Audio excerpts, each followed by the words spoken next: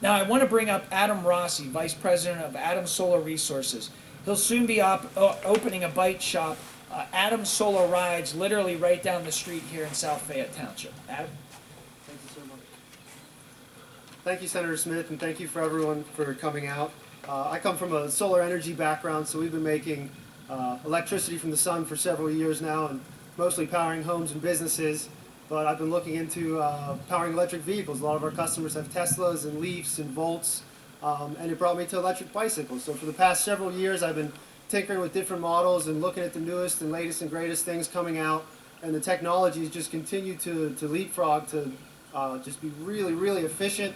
And I think that these bicycles can just be such a great part of everyone's daily transportation needs or recreation. They have torque sensors built in them now, different modes of how much assist you need. It can make a hill that seems really steep to you feel like you're pedaling on flat ground. And if you're worried about, I'm not going to get as much exercise, that's not the case, because you can control how much it will assist or not assist. But over time, I'd always just gone by the federal law, HR727, which states that anything under 750 watts with pedals and under 20 miles per hour is considered a bicycle by the federal law. And you've just gone by that. But after getting the bikes exposed to more and more people, more and more questions came up about how Pennsylvania viewed them. And when you look deep at the Pennsylvania Vehicle Code, there's really not a good classification for it. It sort of falls in under a moped, which the bicycles don't actually classify as. So it becomes a catch-22 situation needing clarification. And I'm so happy that Senator Smith is so approachable. He's come to Mount Lebanon Earth Day several years while we've had booths there, and he's seen the generations of the bikes improve and always paid attention. And we touched on these issues, and he took the initiative to try to help us get this legislation passed. I also appreciate South Fayette being a supporter of this. It's really great that they are letting us have our press conference here and just being supportive in general. We've gone through the same battle with solar in a lot of places with the zoning issues. It's just sort of a technology that comes before its time, before the legislation catches up, and it becomes difficult until the law can clarify what's what and what's legal and how it should work.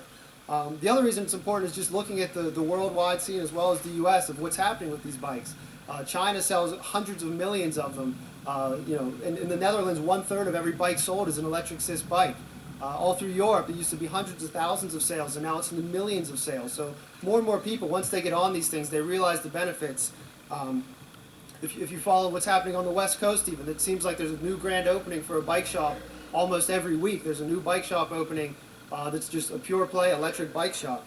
And the efficiency of them is another thing to touch on. These bikes use about 200, 300 watt hours for 20, 30, 40 miles of commuting. If you were to compare that to burning a half gallon of gasoline to go the same distance, it'd be about 100 times more, 20,000 watt hours. So the efficiency is amazing. And when you convert that to cost, you're talking 1, 2, 3 cents for getting 20 or 30 miles of commuting while you're still exercising.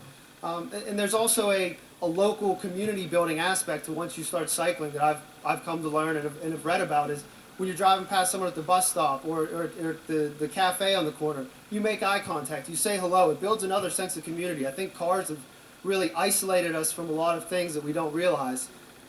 Even just smelling coffee, you can pull over when you smell something good instead of just riding by in your car and having no idea. Or when you want to pull over to a shop to buy something or get something, you don't have to circle the block, look for parking, fight rush hour traffic, and pay to park. You can just pull up on the side and hop in and buy something. There's plenty of studies online that show the economic benefits of bike-friendly cities, bike lanes, increase the business development. And disabilities too. I had a lady call me this week who has multiple sclerosis, and she cannot ride a bicycle unless it has electric assist. So, someone who's got a knee operation or a bad hip, or is just, older, it levels the playing field for people. A husband who couldn't keep up with his wife or vice versa can now go on a bike ride together at the same pace. But I just want to thank everyone for their support. I really appreciate it. And on a final note, just know that everyone who tries or demos one of these bicycles, they always smile and they always have fun.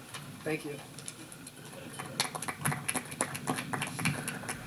Thank you, Adam. And as Adam mentioned, he was really the original individual who brought this legislation to my office when I was in the State House, and it's a great example of listening to our constituents, hearing their views, and learning about an issue. And one of the things that I've learned about electric assist bikes over the last couple of years is there is a tremendous demand for them. Not